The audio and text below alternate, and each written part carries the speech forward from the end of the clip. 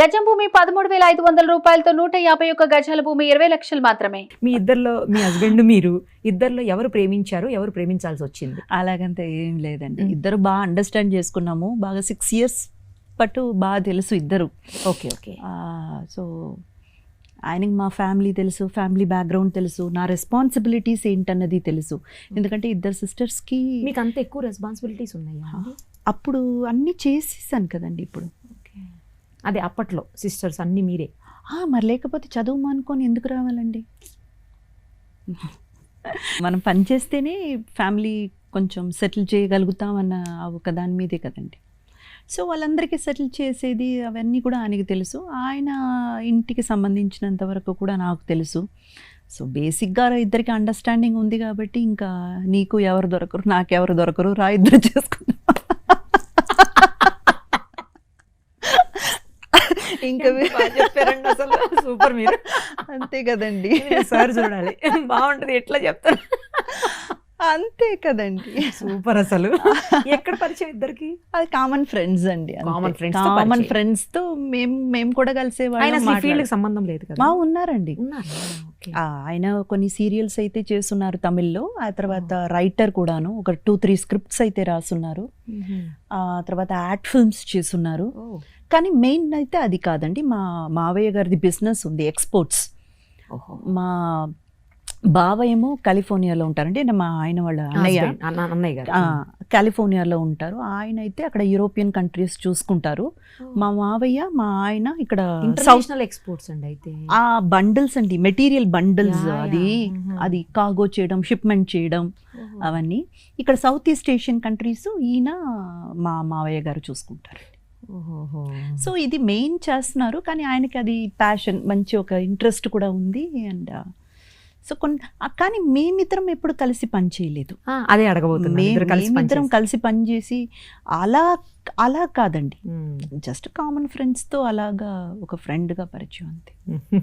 ఏమైనా మూవీస్ చేస్తున్నారా ఇప్పుడు? ఆఫ్ కోర్స్ అండి. ఒక 2-3 మూవీస్ చేస్తున్నానండి. ఒకటి ఒకటి వచ్చేసి మాచర్ల నియోజకవర్గం అని మన నితిన్ గారు మూవీ, ఆ మూవీ ఒకటి చేస్తున్నాను.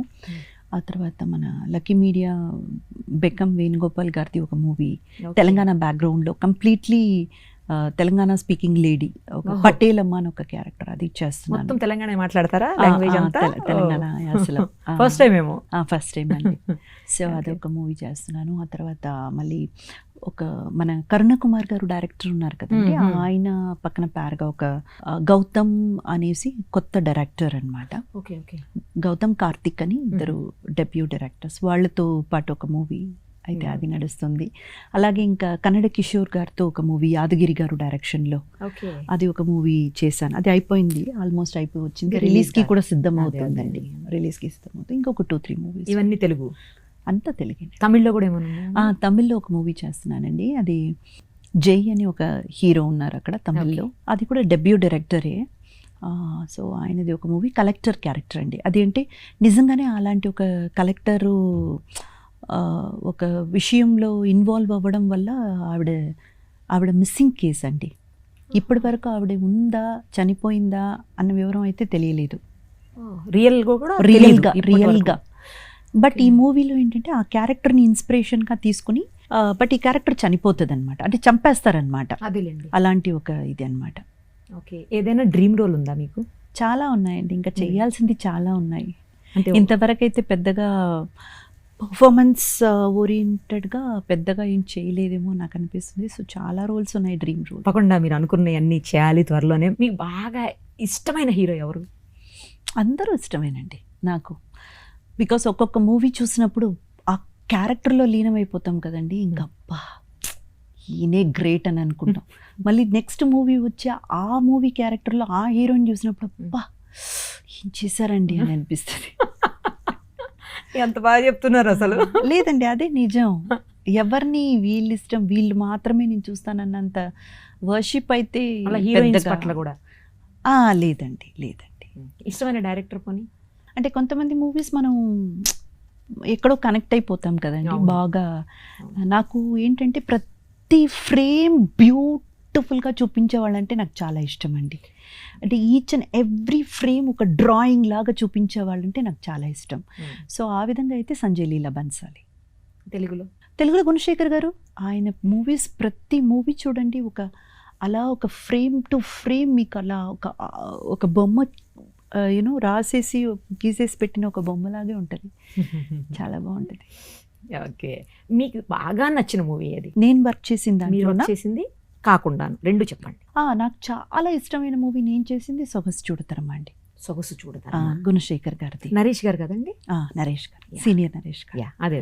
సో ఆ మూవీ నా కెరియర్లో నేను చేశానని చాలా గర్వంగా చెప్పుకునే మూవీ అయితే ఆ మూవీ అండి. నాకు చాలా ఇష్టం అనమాట. మీరు చాలా బాగా కనిపిస్తారు. అవునండి కదా. అవును, గుణశేఖర్ గారు అండ్ మన డిఓపి వచ్చేసి గుణశేఖర్ గారు అండి ఆ మూవీకి. ఓకే, నాకు అంత ఐడియా లేదండి, కొట్టకండి ఇప్పుడు. నాకు నిజంగా తెలియదు ఆయన డైరెక్టర్, కానీ నాకు ఆ మూవీ చాలా ఇష్టం. ఎందుకంటే ఆ మూవీలో మీరు బాగుంటారు. అఫ్ కోర్స్ యమలీలలో కూడా బాగుంటారు. నేనే చెప్పాను కదా నరేష్ గారని. అవునా? చూడకపోతే ఎట్లా చెప్తాను నేను నరేష్ గారని కదా? అవునా కాదా చెప్పండి. నరేష్ గారు అని చెప్పానా చెప్పలేదా? నాకు కొంచెం టైం ఇవ్వండి, ఇది డైజెస్ట్. మీరు ఇద్దరు యాక్ట్ చేశారు. ఒక్కటి మాత్రం గుణశేఖర్ గారు వినకూడదు, పాప మనిషి చచ్చిపోతాడు. అయ్యో, నేను డైరెక్టర్స్ ఇష్యూలో ఏ మూవీకి ఏ డైరెక్టర్ చాలా పూర్ అండి. నాకు ఇద్దరు తెలుసు, హీరో తెలుసు, హీరోయిన్ తెలుసు, స్టోరీ తెలుసు, అంతే తెలుసు. నాకు నిజంగా ఇష్టమైన మూవీ అండి. ఆ మూవీలో మీరు చాలా బాగుంటారు. ఓకే, నరేష్ గారు అని చెప్పానా లేదా చెప్పండి. మీరు బాగుంటారని చెప్పానా లేదా? మరి అందులో సాంగ్ కూడా బాగుంటుందండి, సొగసు చూడతరం అనే టైటిల్ సాంగ్ కూడా చాలా ఇష్టం. ఏం చెప్పినా హైలైట్ అది పడిపోయింది. ఇంకేం చెప్పినా మీరు వినరు. నేను వినడం కాదు, ఆయన ఇప్పుడు మీరే ఈ బిట్ కట్ చేసి గుణశేఖర్ గారికి పంపించేలాగున్నారు. లేదండి ఆ తప్పు చేయను. మీరు యాక్ట్ చేసినవి కాకుండా వేరే మూవీస్ అంటే ఏది ఇష్టం? కలేజా, మహేష్ బాబు గారు. త్రివిక్రమ్ గారిది.